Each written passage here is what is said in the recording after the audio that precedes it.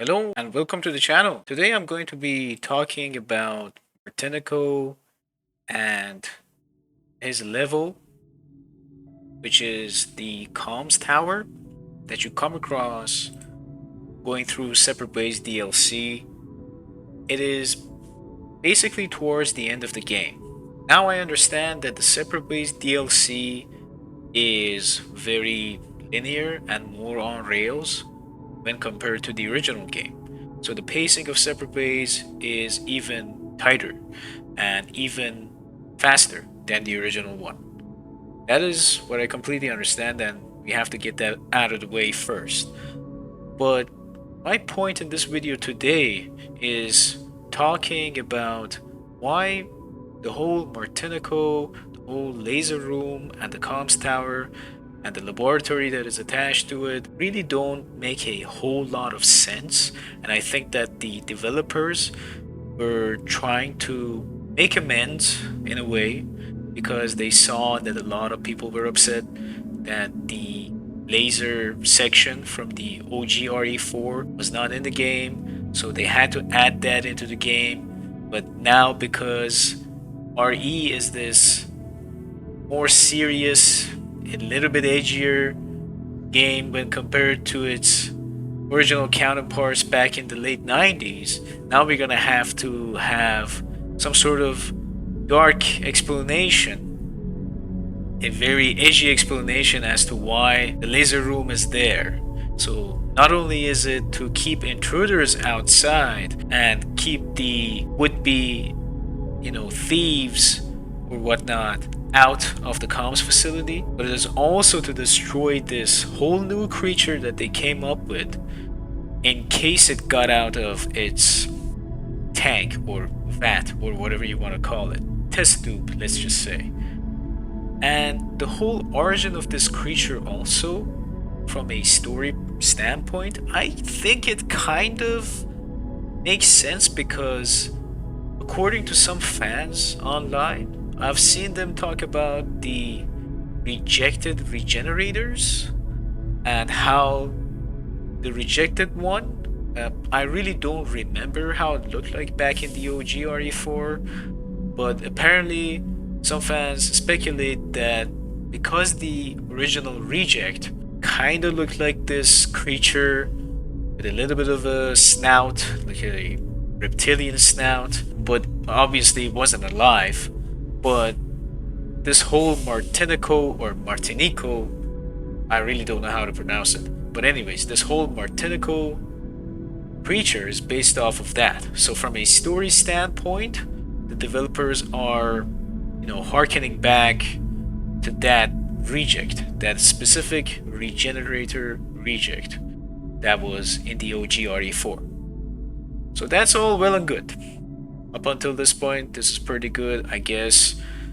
For some reason, of course, I think in the original game it's also alluded to that the head researcher, the head scientist for Los Eliminados, I can't remember her name. I can't remember her name, but she basically moved some lab equipment to the lower levels of the comms tower, specifically for this project. Now, my thing is, the island is a big place. Not very big, but of course, big enough for them to have different labs, different laboratories doing research on the Las Plagas, doing research on the Amber. We're going to get to that as well. But, anyways, the island is big enough. Why would you want to move this dangerous project that you know it will probably go out of hand? Why would you want to move this project underneath the comms facility that can basically help you gain communication to the outside world, right? Why would you want to do that? Why does this comms tower have to double as a secret laboratory? Now I know fans will probably say that having a secret laboratory in the basement of some building is Resident Evil at its finest. It is basically its DNA. But hear me out. In this particular case, I don't think it works.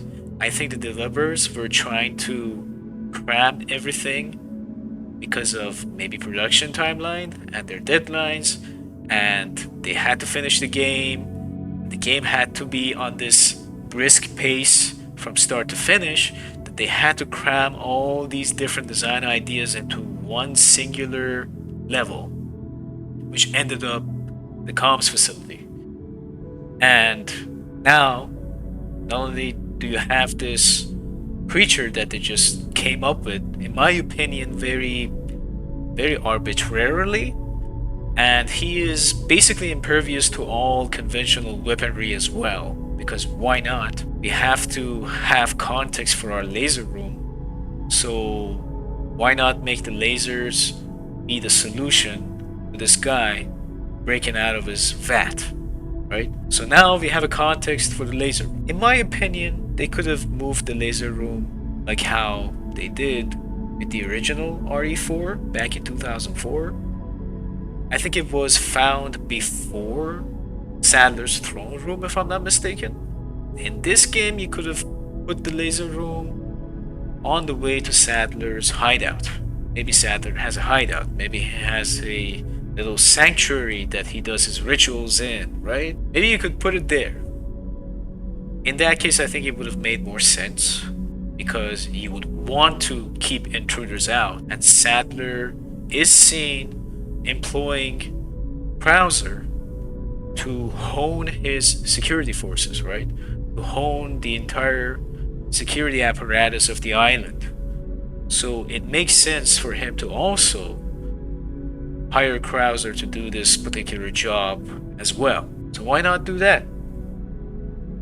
Why do you have to basically write yourself into this plot contrivance and write yourself into this corner where you are introducing new problems and introducing new solutions, but then again, solution is not really a solution. New problem arises, now you have to provide context for this new problem as well, which I think was the whole case when the moment you stepped foot the comms tower. Everything is very on rails. I'm not saying that this shouldn't be like that, because overall the DLC is to me is very enjoyable. It's pretty cool. It's very well paced and it's fun, because the core gameplay mechanic of Resident Evil 4 is still there. And of course, it's very fun. But I can't help but think that this level, this particular segment, could have been done better. And one other thing that I wanted to talk about is also the lasers themselves. I don't think the lasers in this game have an origin point where you could see it clearly in the original RE4 back in 2004 or 2005, or I could be wrong, but anyways, you could see the origin point. Now, what do I mean by saying this? I mean that there are these discs that produce the lasers that the lasers emanate from, right? Whereas in this game, the lasers are without any point of origin. There is no discs producing them. And in the original, you would actually see sparks coming out of these discs before they produce the lasers, before the lasers would come on, right? There was a millisecond of delay maybe before the lasers were fully activated, but this was a nice little detail that they added back in 2004. But in this game, of course, the lasers would flicker before they are fully activated, but as to the point of origin of the lasers themselves, there is nothing to be found. Or I could be wrong, or you guys can correct me in the comment section. I would be glad. But as far as I remember, as far as I've seen, there are no points of origin. Yes, the hallway is made out of glass, but I don't think the glass itself is producing the lasers. And behind the glass, there are these strips of light, of green light. I was thinking maybe those are the ones producing the lasers, but I don't think they are, because there is really nothing coming out of them. There is this little separation between them, the glass, and then the lasers. If they actually produced it, I think the lasers would have basically emanated from the lights themselves and then onto the glass and then outward into the hallway itself, right? So I don't think they are producing the lasers either. So overall, all of this to say that this was a design oversight as well. So they could not do the lasers right at the end. But they wanted it to be added to the game. But again, I'm asking, if you're adding such a thing to the game, you might want to pay attention to the details that made the thing great in the first place. So this is the design standpoint of the lasers themselves. I talked about the context, which is the whole laboratory with Martinico in it, and how the lasers are basically trying to stop the intruders and also stop the would-be outbreak of this abomination of a creature. Okay, so far, I guess decent enough. Not really. And then another thing is, when Ada is trying to go through this laser hallway, it is not as, let's just say, not as cinematic as before and not as intense as before. Whereas in the original one, the QTEs, I know some people are not fans of QTEs, I understand it. I'm not a big fan of it either. If it is done right though, it can add to the game. I think in the original it was done right. You had to be on your toes to see what the prompts were, and that added a little bit of intensity to the whole section. Not only that, the acrobatics that were performed were also really cool. In this game, I think both of these design principles are lacking. So not only is the gameplay lacking because you only run up to the laser and press B, and towards the end, when the creature is following you into the laser hallway, the only other prompt that you see on the screen is another button. Now, depending on if you're playing with mouse and keyboard, playing on your controller, it's going to be either RB or whatever the key is on the mouse and keyboard, or R1. It doesn't matter. So basically, you're pressing, I don't know, 3 buttons, and then out of those 3 buttons, 2 of them are basically the same button, right? So it's not very engaging. It's just, oh, okay, we added this laser hallway in so that the fans can finally be off our backs. You know what I mean? I mean, at this rate, just not have it in the game. The base game is pretty cool without it, right? So I just don't understand sometimes Capcom's, train of thought.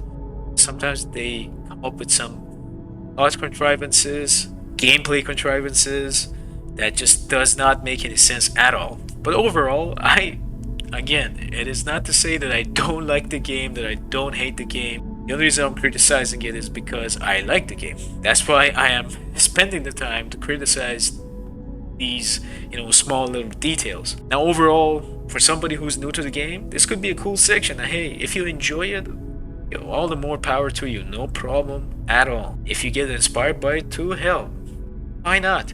But again, one cannot overlook the oversight and the flaws that are apparent in this game. Now, this is just one section. RE4, I think out of all the remakes, I think I have clocked more hours in RE4 Remake than any of the other ones.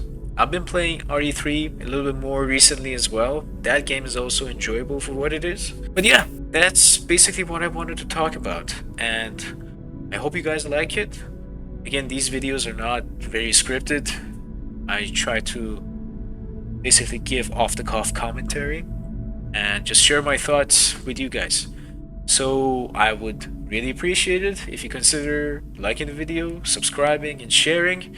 It would mean a great deal to me to be able to contribute to the Resident Evil community, or gaming community and survival horror community at large. You know, it's all, to me, it's all great. So if you don't like the video also, I'm just gonna hate you for the rest of time. But anyways, I really, really appreciate it, guys. Have a nice day. Take care of yourselves, and I'll see you in the next video. Goodbye.